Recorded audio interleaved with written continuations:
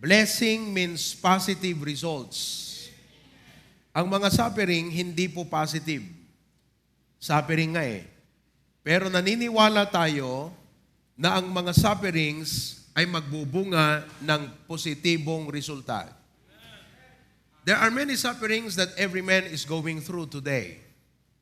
We have emotional pain. Ito po ay mga dinadamdam, gawa ng mga pangyayari na masasakit, hindi natin masabi sa iba, pero ito ay dinadamdam natin. It's called emotional pain. At talaga namang ito po ay burden.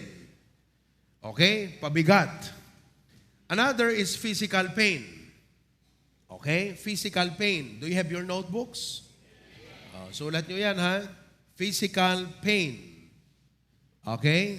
Physical pain speaks of our infirmities, mga physical na karamdaman. And then family pain. All of this. Ang suffering ay hindi po matamis. Mapait ito. Pero God is able to turn our sufferings into a blessing. If you believe that, say amen. That's why every believer has no reason to quit just because of suffering. Wala tayong rason na tumigil sa ating paglago at paglilingkod sa Panginoon dahil lamang sa mga pain na ito. Because if we know and we believe God that He will turn our sufferings into blessings, then we will hold on. We will be patient. What are the positive results of suffering? Number one, it keeps the world from becoming too attractive. Alam niyo po, we are in this world. Amen? But we are not of this world. Ibig pong sabihin yan, nandito tayo sa mundo, pero hindi tayo taga-mundo. Pero pagkaminsan, yung ating puso at isip, it's so attached to the things of this world. That is why God, nakikita ng Diyos na kailangan ng mga sufferings na ito to address our problem, which is our love and affection. Mahal niyo ba ang Diyos? Hello? Mahal niyo ba ang Diyos? Now, who among of you say, I love God? Taas ang kamay. Okay. Does your love of God reflect in your life? Nagre-reflect ba ang love of God sa'yo, love for God, in your finances? It's easy to say you love God. But in reality, you look at your money, your expenses. Saan ka mas gumagastos? You don't even give to the Lord. And yet you say you love God. It's easy to say you love God. Let us not only love in word, but also in deed. So when God sees, pag nakita ng Panginoon, na nawawala yung pag-ibig natin sa Kanya, and we begin to love the things of this world, God allows suffering, so it will keep the world from becoming too attractive. The Bible says in Colossians 3:2, set your affection on things above, not on things on the earth. Naintindihan po natin? Saan dapat natin ituon yung ating puso? On the things above, and not on the things on the earth. All of us are prone. Anong ibig sabihin ng prone? Vulnerable. Ano yung vulnerable, pastor? Prone. Di ba? Our nature can fall into worldly things. Ibig sabihin, dahil po sa mga bagay na makamundo, natutukso tayo, And our affection and love will shift. Nagsishift po yan. That is why God says, okay, nakikita ko, lumalayo ang loob mo sa akin. I'm going to bring this suffering into your life para ma-realize mo that these things cannot give you joy and satisfaction. Only me can give you joy and satisfaction. Next, what else is the positive result of suffering? Kaya, kung dahil sa suffering mo, ito yung ating natutunan last Sunday, kung dahil sa suffering mo, bumalik yung puso mo at pagmamahal mo sa Panginoon, blessing yung suffering. Okay? Next. Number 2, what else will become the positive result of suffering? Number 2, it makes us more dependent on God. It makes us more dependent on God. Suffering brings us to a point that only God can help us. Amen?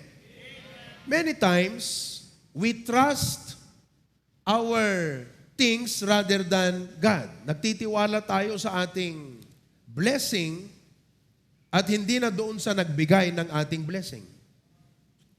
So, what happens? Sufferings come. Physical infirmity.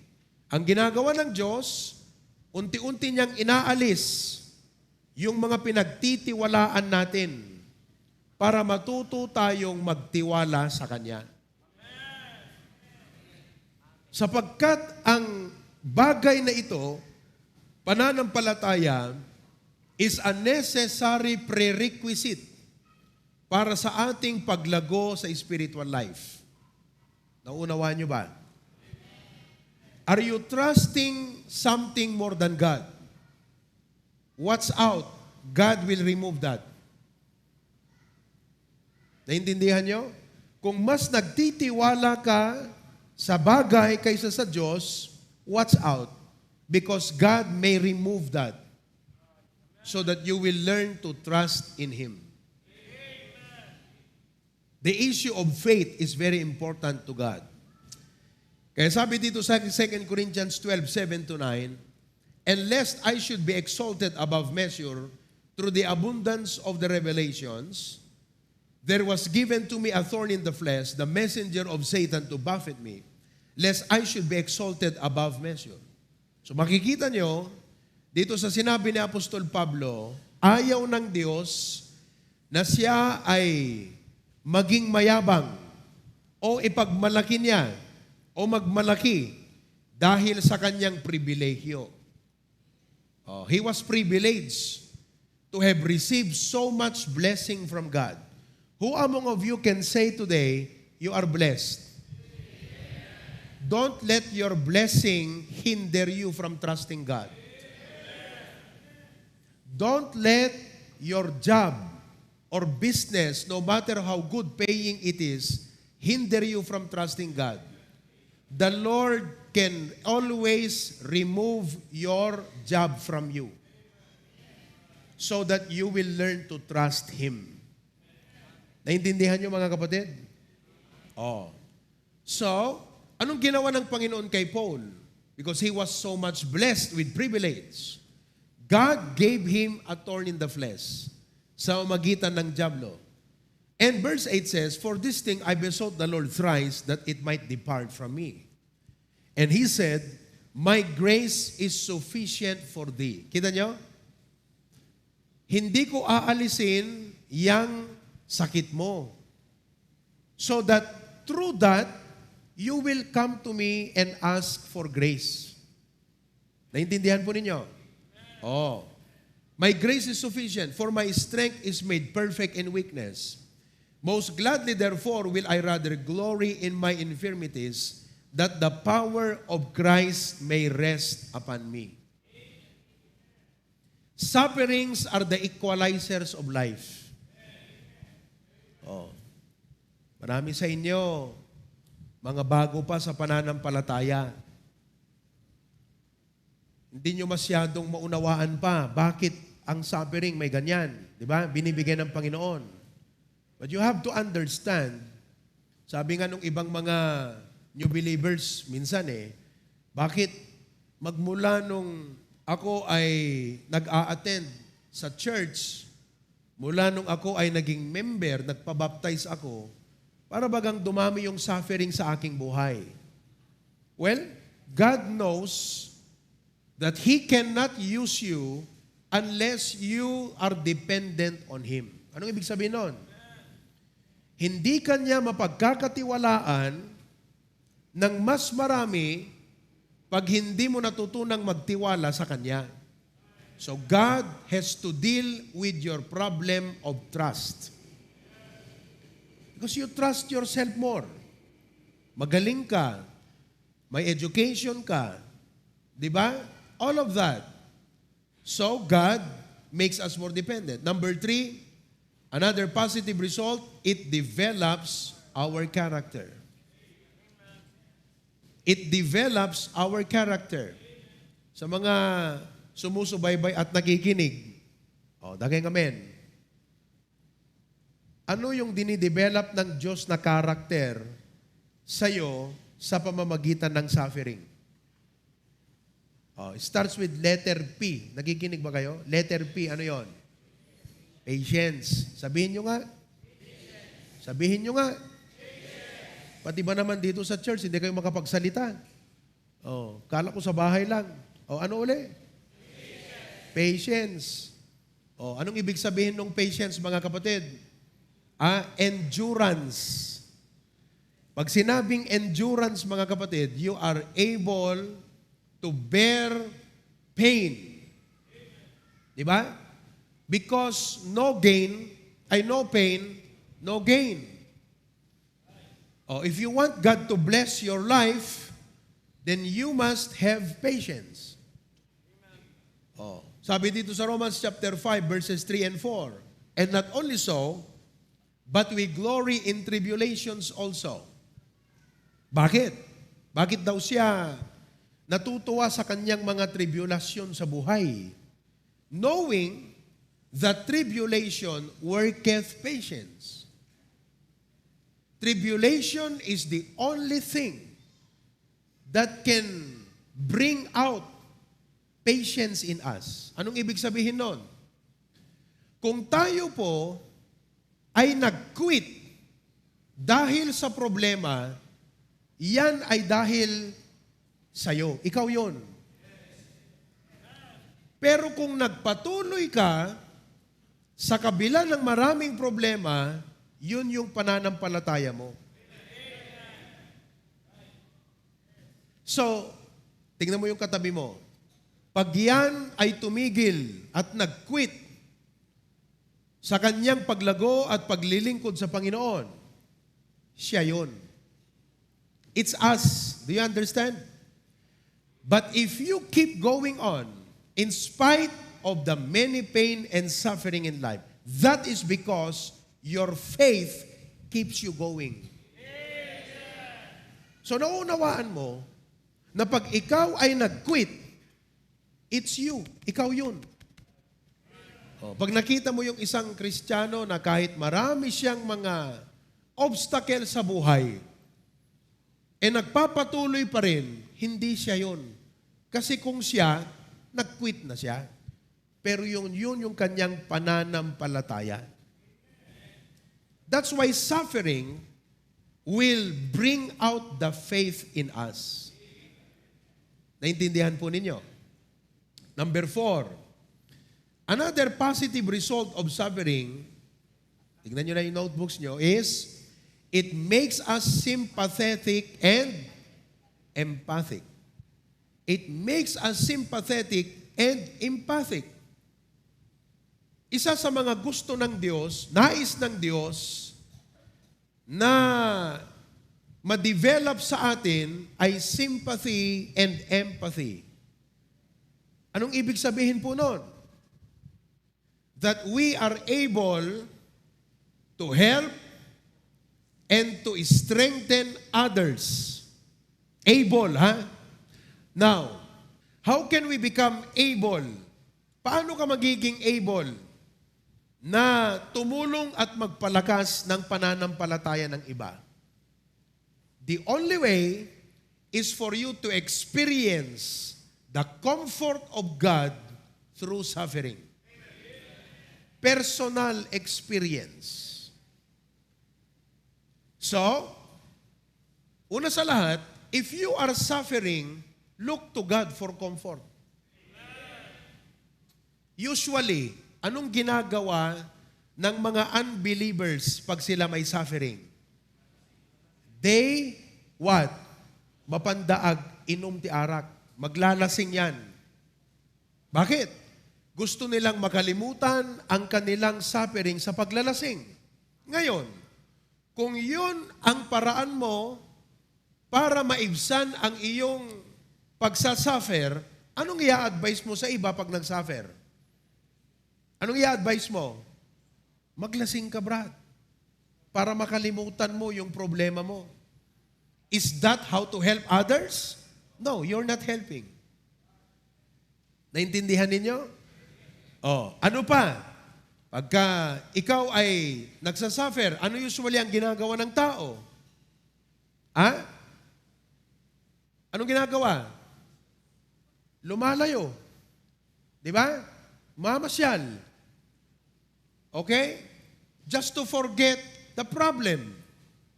Are you with me? So anong i-advise mo ngayon? Pag ako sa'yo, may problema ka sa asawa mo, hiwalayan mo na yan. Oh, is that helping others? No, it's not.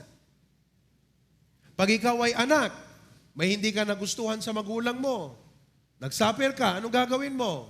Agtalaw ka. Ngayon, anong sasabihin mo sa iba na mga bata? Katulad mo, pag sila ay pinagalitan ng magulang, nasaktan, anong sasabihin mo? Kung ako sa'yo, ako ginawa ko, umalis ako ng bahay. Is that helping others? No, it's not. So what is the proper way to help others? The only way you can help others is to point them and say, look to God for comfort. And you can only tell that if you have exercised it yourself. So kung dahil sa suffering, natuto kang lumuhod at nag-pour out sa Panginoon at naranasan mo ang kaniyang comfort na pinagaan ang iyong kalooban, blessing ang suffering sa'yo. Blessing dahil you learn the proper way of not only dealing with suffering, but managing your own emotions. Number 2, blessing dahil sa experience na yan, ikaw ay naging sample ng Diyos. Ikaw yung kanyang sinampulan. Para yung ibang mga believers matuto na kung may problema, ganun din ang dapat gawin. Oh. Kaya mga kapatid, gusto ko yung salitang sample eh. Alam mo, tayong mga believers, ano man ang nangyayari sa ating buhay, yun po ay pagsampol lamang ng Diyos. Sampulan na katiapo. Hindi para sa iyo, kundi para sa kapakanan ng mga kapatiran. Oh. Di ba, napakaganda na sasabihin mo dun sa kapatid, dinidisciple mo, alam mo kapatid, nung ako ay may mabigat na problema, I run to God. I didn't run away from problem, I ran to God. Kasi kung ako lang talaga, alam mo ang aking personality, mahina ako eh. Hindi ko kaya. Lalong-lalo na kung yung mga problema is tungkol sa mga bagay na valuable sa akin.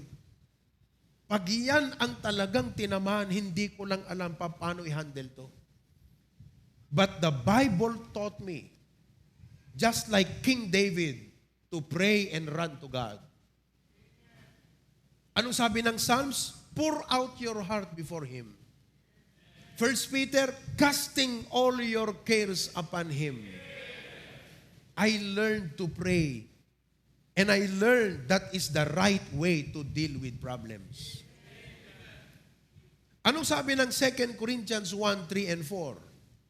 2 Corinthians chapter 1, verses 3 and 4. Ganito po ang sabi ng Bible. 2 Corinthians 1, verses 3 and 4. Basahin natin, sabi ng Ilocano, madaydayo ko mati Diyos, ken ama ni Apo tayo Jesu Kristo, ti ama dagiti asi, praise God for that. Ken Diyos ti amin aliw-liwa, all comfort. Naniniwala ba kayo na bawat problema may kaakibat na comfort galing sa Diyos? Na kung papaano na ang bawat sakit may gamot sa parmasya, bawat problema may specific na comfort galing sa Diyos. Kaya kung may sakit ka, magpa-advise ka sa doktor, bumili ka ng gamot sa parmasya. Kaya kung may problema ka, magpa-advise ka, tumingi ka sa Diyos ng comfort. God of all comfort. O ano pa? Nga iso timang liw-liwa kada tayo, iti so amin nga pagladladingitan tayo. O, naniniwala ba kayo na bawat isa sa atin may kanya-kanyang ladingit sa buhay? Tignan mo yung katabi mo. Kitam tarupa na kakabsat, ada pagladladingitan na nga madama. Di ba? Oh. May sorrow. Ano sabi? Tribulation. Tapno mabalin tayo aliwliwaen dagiti adda iti uray anya nga pagladingitan. Gaputi liwliwa nga pangliwliwa metlaeng ti Diyos kada tayo. What a blessing. So suffering makes us sympathetic and emphatic. It enables us to feel the burden of others. And not only enable us to feel the burden of others, but enable us to help them in their burden. Provide them hope and comfort. Kasi itong comfort na to, hope at encouragement, ito po ang nagsisilbing lifeline. Amoy lifeline? Ito yung magsasalba ng kanilang pagkalunod. Lifeline, kaslang life-saving na salbabida, mga kapatid. Na pag wala tong salbabida na to, malulunod talaga yan. So this ministry of comfort and encouragement will serve as a lifeline to every believer. And brethren, listen, yan po ang isa sa mga pinakamahalagang ministry na dapat nating gawin sa church. The ministry of comfort and encouragement. Think about this. Yung katabi mo is fighting a battle you don't know about. Tanungin mo nga siya, meron ka bang problema ngayon, kapatid? Meron yan. Oh, everyone is fighting a battle you know nothing about. You have no idea. So ano? Tayo ba ay magiging kagaya noong Levita at saka yung pare na nung nasugatan yung tao, iniwang sugatan, ninakawan ng mga thieves, and he was left? Dadaanan mo lang yan? Anong ginawa ng Good Samaritan? Tumigil. Naintindihan ninyo? Oh, at sabi niya, kasi yung may ano yan may lesson diyan. Yung mindset ng mga robbers. Anong mindset ng robber? What is yours is mine. Yung nasa iyo, akin yan. Kaya ninakawan siya. Sino sa inyo ang ganun dito? Utak robber. What is yours is mine. Yan po ang mindset ng sugal.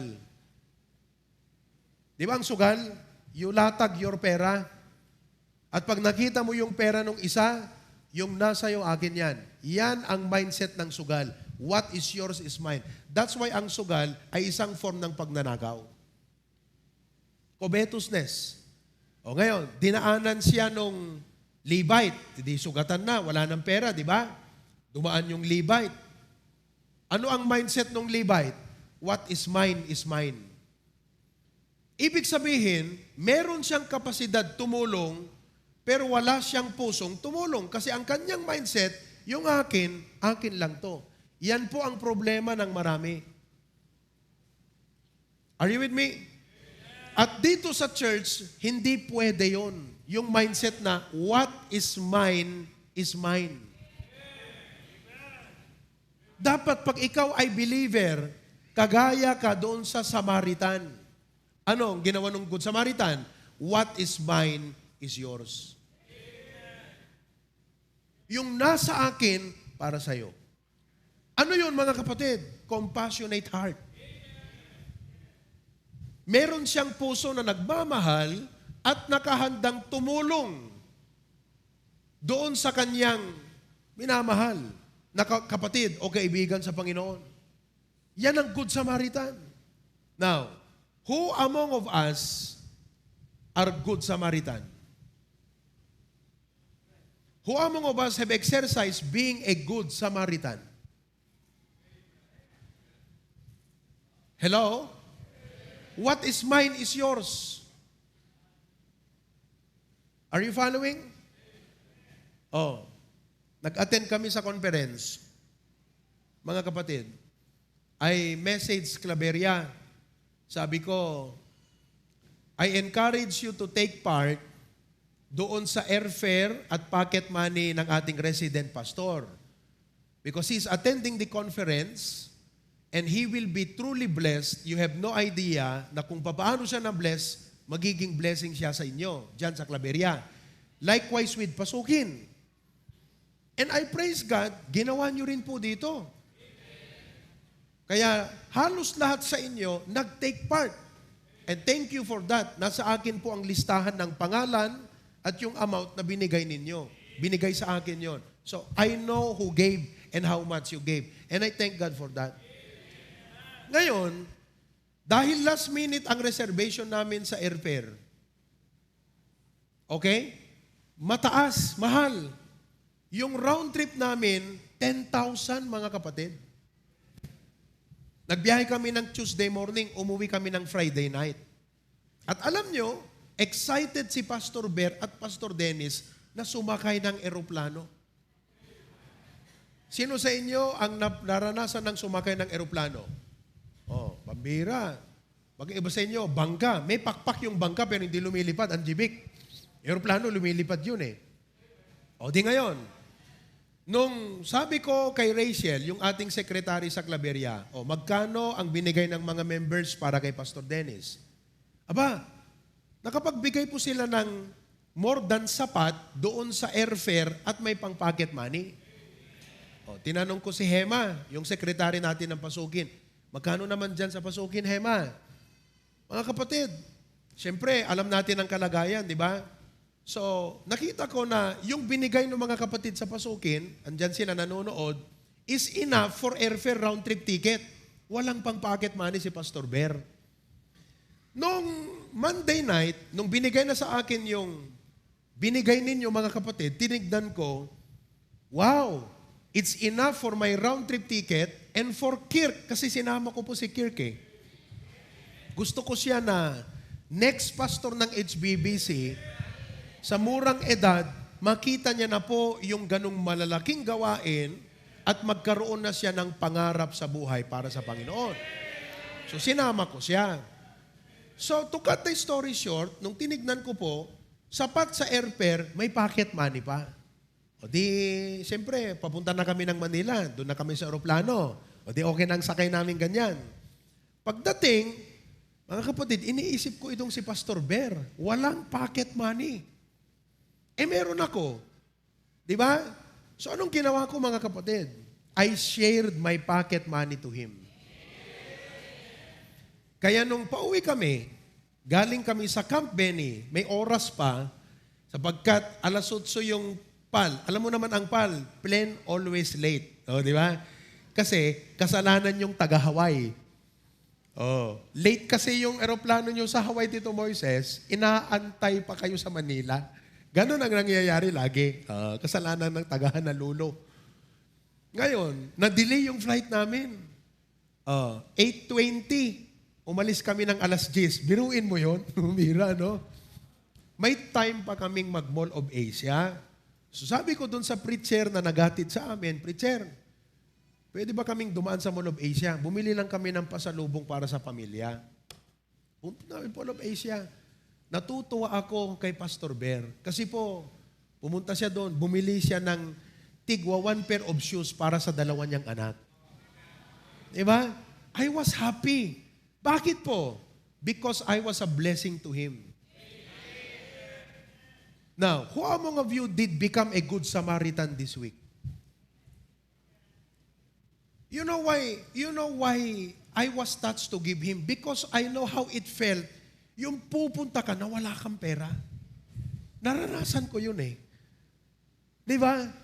Hindi ka nagsasalita, pero agkat-katay ka. Di ba? Yung magmimerienda na sila, pasimple ka. Na ano? Busog pa ako. Pero actually, gutom ka. Naintindihan nyo ba mga kapatid? You experience that. Di ba? Kaya dahil naranasan mo yan, pag may nakita ka na, alam mo walang pera, pasimple yan. Alam mo yung pakiramdam nun. Ano gagawin mo? Liga, kain tayo. Order ka. Di ba? Ang limit, 10 pesos lang ha. Yun ang pera ko eh. You know how it feels to have nothing. The suffering. So God allows these experiences not because He is cursing you, not because He wants to hurt you, but He wants to enable you to be able to become sympathetic and emphatic with others. Oh, tignan mo yung katabi mo ngayon. Baka pa simple lang yan, mga kapatid. Baka naman. Amen ba, mga kapatid? So ulitin ko ha, di mo yung story ng Good Samaritan. Ulitin natin. Ano ang mindset ng magnanakaw? What is yours is mine. Yung iyo, akin yan. Ganun ba tayo rito? We don't come here to get. Amen? Ano yung mindset nung Libita at saka nung pare? What is mine is mine. Pwede kitang tulungan, pero marami akong problema sa sarili ko eh. May pangangailangan ako eh. Kaya ayaw tumulong. Kaya yung mga members, ayaw magbigay. Bakit? Dami kong pagkagastusan eh. Magbibigay pa ako. Nag-attend na ako ng church, magbigay pa. Hello? Pero yung Good Samaritan, what is mine is yours. I hope that this lesson, we will take it home with us. And that if you do it, listen to me, let your light, liwanag yun eh, so shine before men that they may see your good works and glorify your Father which is in heaven. Marikna da kakabsat, jay ayat king ka, nga di nga iparpariknam nga ayat, kat ayat iti apo nga agan andar keng ka. So, pagandaran tayo ti ayat ti apo ti biyag tayo. But it is necessary that we go through suffering so that we learn to become sympathetic and emphatic. Amen? Ngayon, binigyan ko siya, nawalan ba ako? Hindi. Sapagkat ang principle of giving, parang kandila. May apoy yung kandila mo. Sisindihan mo yung walang apoy. Nagkaroon ng apoy, pero hindi nawala yung apoy ng kandila mo. At kahit ilang kandila pa ang sisindihan mo, masisindihan lahat yan, pero yung apoy ng kandila mo, nananatili pa rin. Ang tawag po dyan, grace of giving. Ang dami ng commitments, nag-commitment ka, pero yung grace umuunlad pa rin sa iyo. Hindi ka nawawalan. Amen, mga kapatid? Oh. Kaya, kung may mga sufferings kayo ngayon, blessing yan. Oh, nandyan si Pastor Bear, nanonood. Pastor Bear, praise the Lord, ha? Sinabi ko to, hindi para magyabang. Example lang, kasi sa ating lesson, para maramdaman nyo eh. Amen po ba? Oh. Damagan mo kaabay mo, may pamasahe ka ba pa uwi? Oh. Sino pong walang pamasahe? Aguni kakabsat. Manalangin tayo. Dakilang Diyos, salamat po sa aming lesson ngayong umaga. Itong number 4, Panginoon, para bagang may ginising po na napakagandang spiritual trait sa aming puso. Kung sa amin lang, Lord, kagaya kami doon sa robber, na ang iniisip namin, what is yours is mine. O kagaya kami doon sa priest at Levite, what is mine. But because of your grace, your love, your goodness na aming natamasa at na-experience sa aming buhay, that gives us the capability to extend the same to others. That's why, Lord, help us to be a good Samaritan, to help those in need, to comfort those who are in sorrow and those who are grieving, dear Lord. May we not be selfish na sarili lang namin ang iniisip namin. May we not become self-centered. I pray that these sufferings will remove that in us and produce the quality of compassion. It is love in action. Salamat, Panginoon, hindi ka magkukulang sa amin, kaya hindi kami dapat magkulang. Thank you, Lord God. In Jesus' name, all of God's people say, Amen.